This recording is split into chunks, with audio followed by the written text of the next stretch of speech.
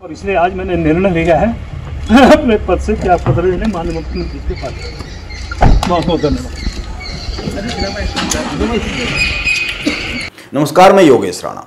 आखिरकार उत्तराखंड सरकार में कैबिनेट मंत्री प्रेमचंद अग्रवाल ने अपने सभी पदों से इस्तीफा दे दिया है। उन्होंने पहले प्रेस कॉन्फ्रेंस की, इसके बाद मुख्यमंत्री आवास पहुंचकर मुख्यमंत्री पुष्कर सिंह धामी को अपना इस्तीफा सौंप दिया। उनके इस्तीफे से तीन बातें एकदम साफ हो गई है। बीजेपी उत्तराखंड में प्रेमचंद अग्रवाल के विरोध से जो माहौल बन रहा था उससे दबाव में आई और प्रेमचंद अग्रवाल के इस्तीफे के अलावा बीजेपी के सामने कोई रास्ता बचा नहीं था। दूसरा, अब यह तय हो गया है जल्दी उत्तराखंड में मुख्यमंत्री धामी सरकार में कैबिनेट का विस्तार होगा, खाली पड़े मंत्री पद भरे जाएंगे। अब 5 पद खाली हो गए हैं। माना यह भी जा रहा है एक और मंत्री को या तो हटाया जा सकता है या फिर उनके विभागों में बड़ा फेरबदल किया जा सकता है। तीसरी बात, प्रेमचंद अग्रवाल प्रकरण में महेंद्र भट्ट भी बहुत दबाव में आए हैं। इस दौरान उनके भी कई बयान ऐसे रहे हैं जिसके कारण बीजेपी और उत्तराखंड में बीजेपी की सरकार कई बार असहज हुई है। माना यह जा रहा है इसी सप्ताह बीजेपी उत्तराखंड में प्रदेश अध्यक्ष की घोषणा कर देगी।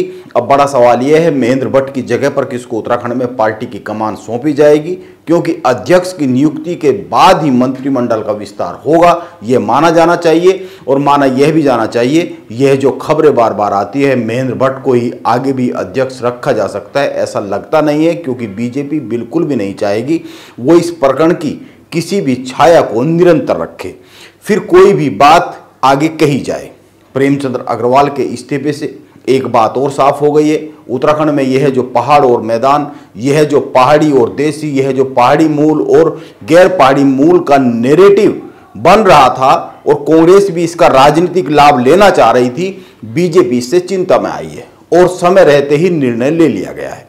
कांग्रेस भी इसको मुद्दा बना रही थी। इसके साथ ही बॉबी पंवार और मोहित डिमरी सहित उत्तराखंड स्वाभिमान मोर्चे के गठन में जो भी हिस्सेदार है वो सभी इस मुद्दे से बन रहे माहौल में अपना राजनीतिक भविष्य टटोलने लगे हैं। इसी कारण राजनीतिक मोर्चे का गठन किया गया है, ऐसा माना जा रहा है। अब यह प्रकरण जब समाप्त हो रहा है तो इसमें एक बात पर और ध्यान दिया जाना चाहिए। 21 फरवरी को जब प्रेमचंद अग्रवाल ने विधानसभा में बजट सत्र के दौरान बयान दिया, उसके बाद पूरे उत्तराखंड में उनके बयान पर हंगामा मच गया और लोक गायक नरेंद्र सिंह नेगी भी इस मामले में बीच में आ गए।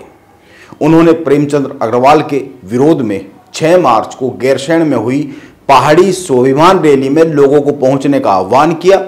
इसके कुछ दिन बाद नरेंद्र सिंह नेगी ने कहा इस मामले में अब राजनीति घुस आई है, प्रेमचंद अग्रवाल ने माफी मांगी है, वो गंगा जी के किनारे पर पहुंचकर अपनी बात रखा है।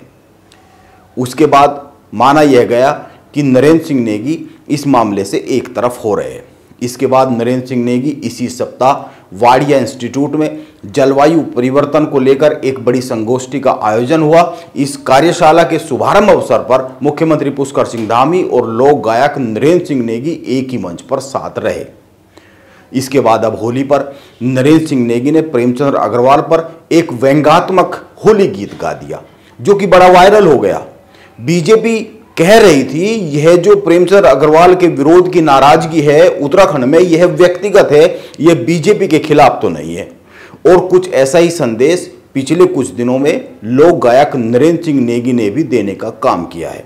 वह प्रेमचंद अग्रवाल को लेकर बार बार बात करते रहे और मुख्यमंत्री पुष्कर सिंह धामी के साथ कार्यक्रम में मंच साझा करते रहे। अब बीजेपी ने प्रेमचंद अग्रवाल का इस्तीफा करा लिया है।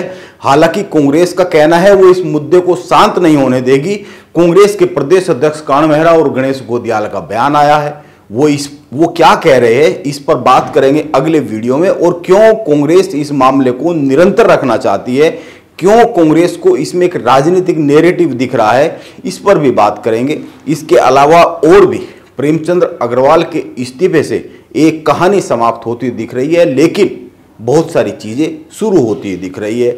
कैबिनेट विस्तार, बहुत सारे दावेदार, इसके अलावा भी बहुत सारी चीजें जो आने वाले समय में जल्द ही उत्तराखंड की राजनीति में हलचल के तौर पर देखी जाएगी। अभी तो बड़ी बात यह है प्रेमचंद अग्रवाल का इस्तीफा हो गया है और बीजेपी को लग रहा है यह मामला अब समाप्ति हो गया है, क्योंकि कुछ ही दिन में कैबिनेट में उनकी जगह पर कोई नया चेहरा आ जाएगा। नमस्कार, मैं योगेश राणा।